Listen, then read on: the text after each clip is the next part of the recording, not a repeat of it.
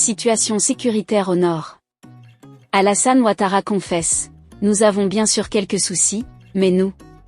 Pour plus d'informations sur ce sujet, retrouvez-nous après le générique. Mais avant de commencer, n'oubliez pas de vous abonner et d'activer la cloche de notification pour ne pas manquer nos prochaines vidéos. Bon visionnage.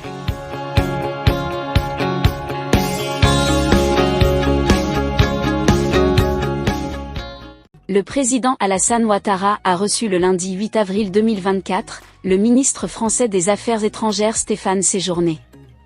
Au cours de cette audience, il a reconnu que la situation sécuritaire au nord n'est pas du tout rassurante. La situation sécuritaire au nord, un casse-tête chinois? Le chef de l'État Alassane Ouattara a accordé une audience à Stéphane Séjourné, ministre français des Affaires étrangères. C'était le 8 avril 2024 au Palais de la Présidence au Plateau. Au cours de cet entretien, le président Alassane Ouattara a abordé tous les sujets, notamment la question sécuritaire. Nous avons bien sûr quelques soucis, notamment à nos frontières, surtout au nord. Mais nous travaillons sur la question. Selon lui, même si la Côte d'Ivoire connaît une croissance et une stabilité économique, ce n'est pas le cas en ce qui concerne l'aspect sécuritaire. Nous avons bien sûr quelques soucis, notamment à nos frontières, surtout au nord.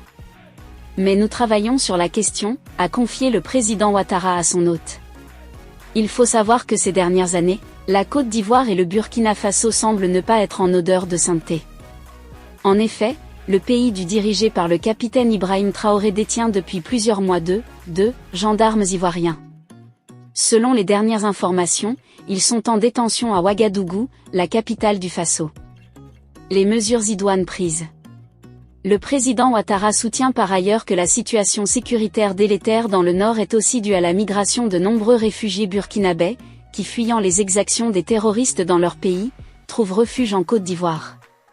En somme, le président ivoirien a rassuré son hôte que les mesures sont prises pour permettre à l'armée de défendre et assurer l'intégrité du territoire contre toute agression extérieure.